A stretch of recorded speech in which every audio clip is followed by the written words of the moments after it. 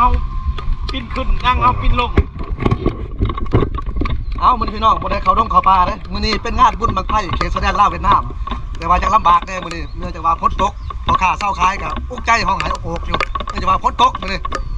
ข้าก็มากับคนนาเขาเนาะ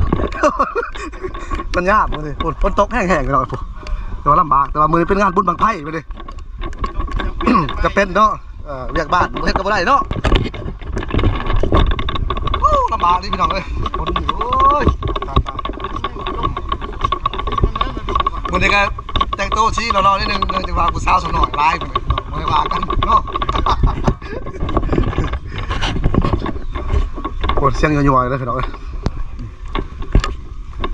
เป็นบ้านเขาอยู่เองเลยพี่น้องเนอะเกศแสดงลาวเวียดนามฝนกระตกก็เลยแห้งนี่เหรอผู้บ้านเขาเห็ดเป็นชุดถ่ายหมู่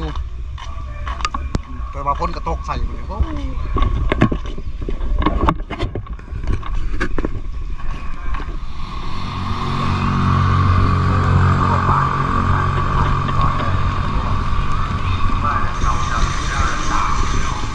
บรรยากาศพ้นตกแบบเก่าเลยก่อนตกเนี่ยยุดเนี่ยคนเนี่ยโอ้ยตายเลยคนกูจะไล่ไปได้เพราะว่าแต่เสาสังเกตหนาวคนตกอยู่บนตกวันนี้เขาวัดก็จะเชี่ยวหอดนิดนึงพี่น้องจบไม่เขาวัดเขาวัดล้างหอดแรกเลยบรรยากาศยามเสาคนจะตกแห้งเรียบร้อยแล้วพี่น้องโอ้ยเป็นห้องทาสว่าเป็นเขานะมาขายเครื่องมันเราเป็นห้องทาสนั่นเองโมแมนขายเครื่องแจกบริบุญบางไพ่พี่น้องตัดประเด็นสวรรค์เขา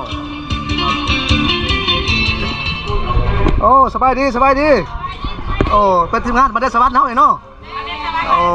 โดยมื่อนี้อยากเสียตัวเดียวเนาะพ้นจากตกเนาะโอ้พี่น้องปวดตำวันนี้เป็นมือสันวันดีพี่น้องเด้อเป็นการทำบุญมัดบ้านมาดิโอ้เอาสบายดีเด้อโอ้กินเลยบ่นี่บุญบ้านเฮากับมวลเนาะมวลสมบุญบ้านเฮาแหละอาหารขาไม่ใช่น้อยวันนี้พอขาดไม่ขาดโอ้ยลำบากเลยวันนี้ฝนมันจะมาพ้นตกแห้งเลยบรรยากาศมืดเลยนะยามพ้นเลยโอ้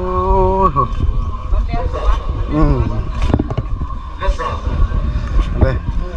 ปุ๊บแต่เราเป็นทางบางไพ่เขาจะหน่อยเลยทานข้าสุดเลยพี่น้องแต่ว่าเสียเดียวพ้นตกแห้งเลยอ๋อโธ่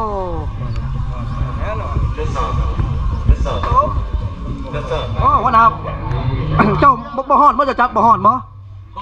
ฮะเอ้าบางไพ่บางไพ่ได้จูจังจับบางไพ่มันต้องฮอดเลยเอ้าพี่น้องเดี๋ยวเป็นไอ้น้องเขาทีมงานเดียวกันเลยมื้อนี้เนาะสุดยอดเลยมื้อนี้โอ้อะไรมีบ่ผู้สาวมากมื้อนี้ฮะเอ้ยโอ้เล่นนั่นนอนเล่นนั่นโอ้พอเราอยากบ้าอยู่แต่บ้าบ่ได้มันฮอดโอ้จุดเนี่ยโอ้ยบางไพ่เนาะมันฮอดเนาะบางไพ่เนาะเป็นไพ่เลยเนาะบางไพ่บางเท่าไรเนี่ยเป็นที่บางไพ่ลาดสองโกโลลานสองแต่ว่าลานที่หนึ่งเขาปิดเนาะมาซื้อลานสองบรรยากาศฝนตกพี่น้องแบบเก่าแล้วโอ้ยตายเป็นบริเวณวัดพี่น้องเลยนี่ก็บ้านได้สวรรค์เนี่ยแต่ว่าฝนตกเลยมันเนี่ยโอ้ยลำบากเลยฝนก็เริ่มมาแล้วฝนตกแห้งๆสังเกตเลยตกเลยฝน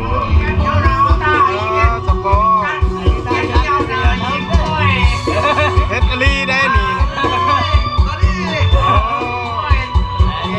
ดูมันอลีฝนไม่ค่าเศร้าคายเลยถ้าฝนตกลำบากฝนตกเนาะผมได้กับมาอุดหนุนมันได้ไปน้องเด้อขายทุกชนิดเลยคุณบางไพ่บ้านเฮาเอ้านี่คือเสาแก้วว่าเนี่ยขายดีบ่ยังไม่ได้ขายพอไหมโอ้คนไปน้องผมได้มาอุดหนุนผมเด้อบุญบ้านเฮาเนาะมากระมวลอยู่บ้านเฮาเลยแหละ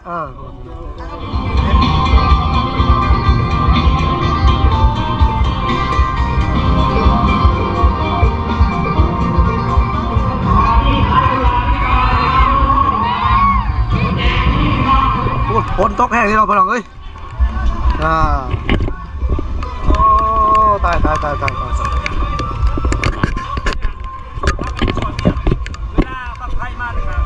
โอ้บ้านไหนเนี่ยบางไผ่บ้านไหนเนี่ย แกงกอกโอ้มาไกลเนาะเสียที่พ้นตกเนาะโอ้ลำบากเลยพ้นตกเลยโอ้บ่จักบ้างบางไผ่เลยลอยไปบังอ๋อมาไกลเลยเนาะโอ้ยพ้นตกไปน้องลำบากเลยพ้นตกแห้งนี่เขาตกฝน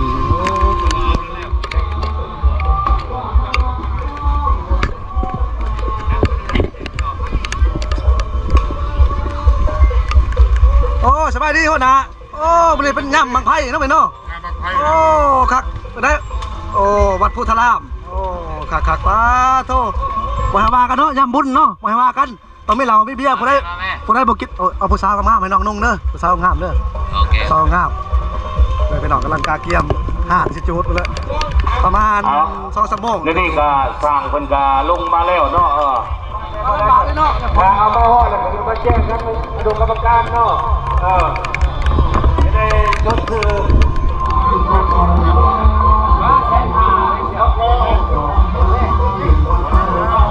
โอ้มันจะพอดเนาะป้า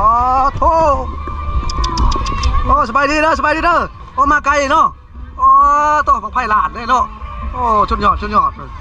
ป้าพี่น้องเลยข้ากันมาหอดพี่น้องเจ้าที่พ้นตกเนาะอ๋อตกน้องเอ้ยไผ่หลานมาเชิญดูอ๋อได้เนาะแม่ป้าตกกำลังเอาขึ้นเลยเนาะกำลังขึ้นหางเลยบนเลยโอ้ชุดยอดฮอกโลบ่ดิโอ้ของพญาธานเลยไรต้องไผ่จั่วไว้บ่ของพญาธานจะจุดเลยบ่ดิเอาบังไพ่ของวัดคนเนาะบังไพ่ของยาธาเพิ่นผู้ห่างเป็นที่เรียบร้อยแล้วเนาะกำลังกับเกียมที่สอบเนาะ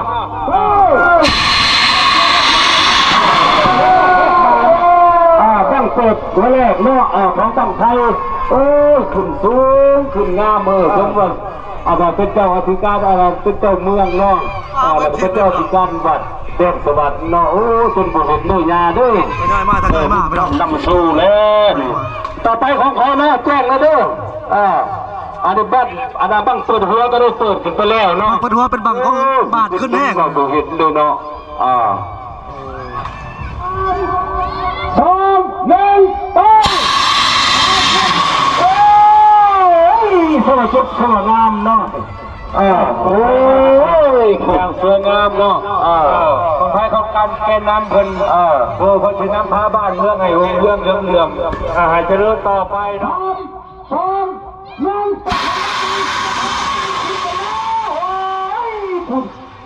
นำมากับญาติเด้อปีนี้เด้อเพิ่นว่าเนาะป้าไผ่ละนี่กาอันนี้กาของใครนี่เนาะเพิ่นกำลังแง่อยู่กำลังแง่อยู่เกี่ยมทุนห่างอีกแล้วเด้อเกี่ยมทุนห่างอีกแล้วนี่เนาะแล้วก็พร้อมทีมงานเด้อพร้อมสมาชิกกันแล้วเนาะเบิ่งเด้อบางไทยของทานก็ขึ้นห่างขึ้นค่าแล้วเนาะปปสคุม6ประจำประเด็นสวรรค์นี่กันเนาะอันนี้ก็เป็นกันนำอีกกันนึงเนาะเพิ่นเกี่ยมแล้วเนาะพร้อมแล้วเนาะ3-2-1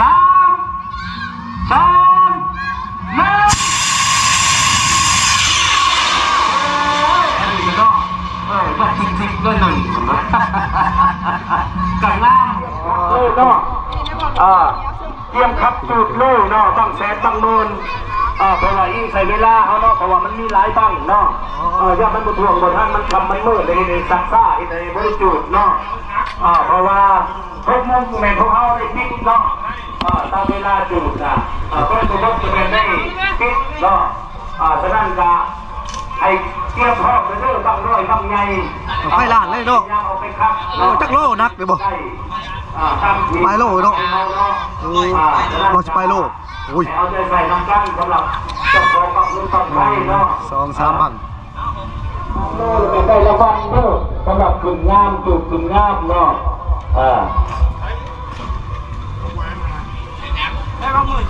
ของแท้เลยเนาะครับจักโลเลยจักโลของไผ่3 โลบัดได้สวัสดิ์เนี่ยบ่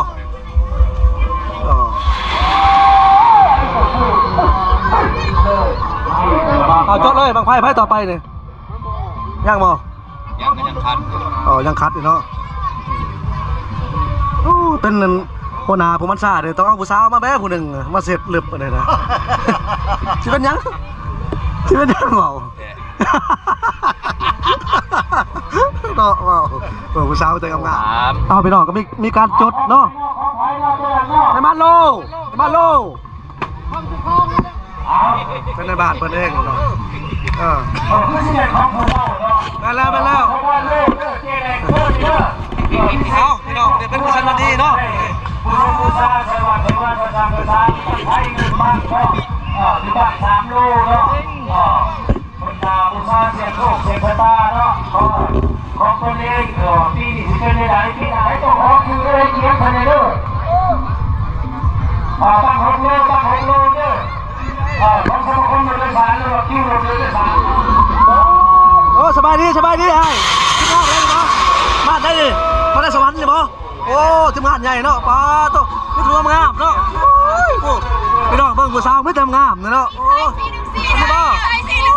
โอ้สุดยอดโอ้นี่ถือว่างามพี่น้องเอ้ยป้าโตว่าทีมงานได้ดิ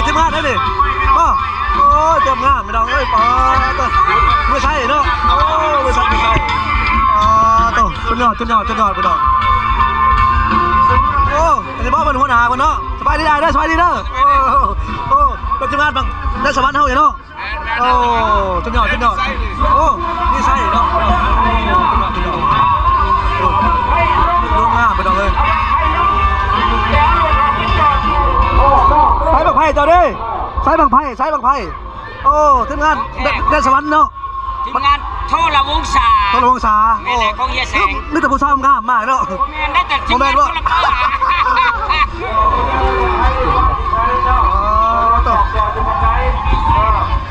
ตอนไหนเมื่อยป่ะมื้อนี้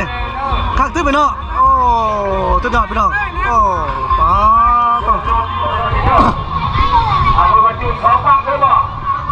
โอ้ยทีมงานนั่นได้ดิทีมงานนั่นเลยมาประหลาดป่ะทีมงานเครื่องย่อยป้าโธ่โอ้นั่นมันได้ว่าดิทีมงานประหลาดมัดเนาะโอ้จุดยอดป้ามีเบียร์มาพร้อมเนาะโอ้ผมไม่จะพูดรอเนาะโอ้จุดยอดโอ้แม่นปึ๊บตัวดอกมาจะได้ดิให้มื่นจะคดจะเอา15เนี่ยดิทีมงานเครื่องย่อยโอ้เป็นเรื่องเลยเนาะโอ้จุดยอดไม่พูดรอเนาะโอ้จุดยอดตัวพี่น้องนี่ความสามัคคีบุญบ้านเฮาเนาะโอ้จุดยอดเนาะยอดละ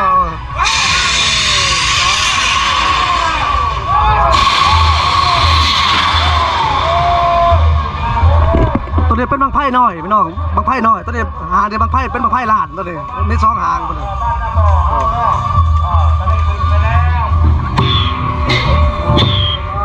ตัวดอกยอดเนาะ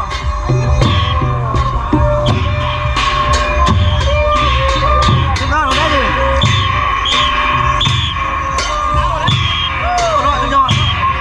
ยอดเนาะ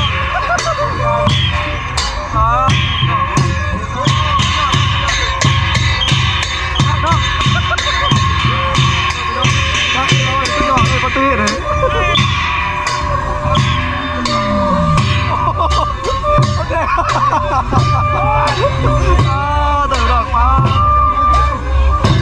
นักนี่เนาะโอ้จักโลเลย100 เช้าป้าผมไปลองแต่มันมี2 หาดเนาะหาดบางไผ่น้อยเนาะอันนี้บางใหญ่โอ้คักกล้องกระเทินกล้องมาเก๊กเนี่ยด้วยนึงอ่ะหยอดเลยเนาะผมกำลังหาทางที่ตัวที่คอนโดเนาะทีมงานเพื่อนย่อยเฮาเนาะน้ำหนักทางด้วยในห้องคนด้วยกับคุณตลาดเนาะกำลังสิโจดไปเนาะลังบางตะพิษโจดเด้บางปักใหญ่หนึ่งเลยอันตรายเลยเนาะอ๋อตัว